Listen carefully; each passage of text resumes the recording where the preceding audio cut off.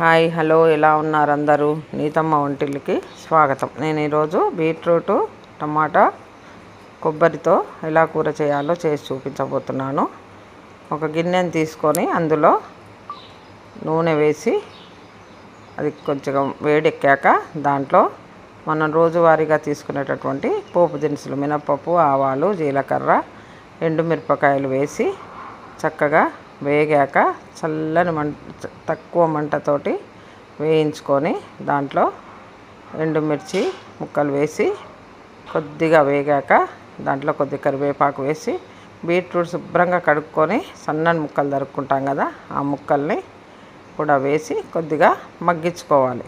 చక్కగా నూనెలో కలిసేటట్టుగా చేసి దానిపైన ఒక మూత నుంచి మగ్గించుకోవాలి. కొద్దిసేపు మగ్గిన తర్వాత అది కొంచెం ముక్క మెత్తబడ్డదా లేదా చూసుకుని మధ్య మధ్యలో మాడకుండా సన్నని మంట మీదే ఈ కూరని చేసుకుంటే బాగుంటుంది. చక్కగా అది వేగిన తర్వాత దాంట్లో టమాటా ముక్కలు కూడా వేయాలి. టమాటా ముక్కలు వేసి అవి కూడా అందులో కలిసేటట్టుగా మంచిగా కలుపుకొని మళ్ళీ మూతని ఉంచి కొద్దిసేపు మగ్గించుకున్న తర్వాత ఇప్పుడు కొద్దిగా ఉప్పుని వేయాలి. ఉప్పు వేసినట్లయితే తొందరగా టమాటా ముక్కలు మగ్గిపోతాయి అన్నమాట. అందుకోసమని నీరు కూడా వస్తుంది, చక్కగా అది మాడకుండా ఉంటుంది.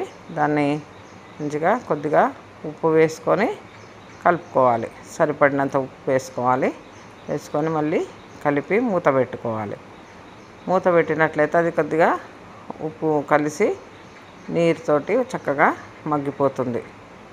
దాన్ని ఇప్పుడు కారం చల్లుకొని కొంచెం మనకి పిల్లలు ఇష్టంగా తినాలి అంటే రుచికరంగా చేయాలి. అందుకోసమని దాంట్లో ఇప్పుడు మనము పచ్చి కొబ్బరి తురిమి పెట్టుకున్నాం కదా, ఆ పచ్చి కొబ్బరిని కూడా వేసుకొని దాంట్లో చక్కగా మగ్గేటట్టు చేయాలి. ఈ కూరని అన్నంలోకి చపాతీలోకి వేసుకొని తింటే చాలా రుచిగా ఉంటుంది. Thank you for watching. Like చేయండి, సబ్స్క్రైబ్ చేయండి.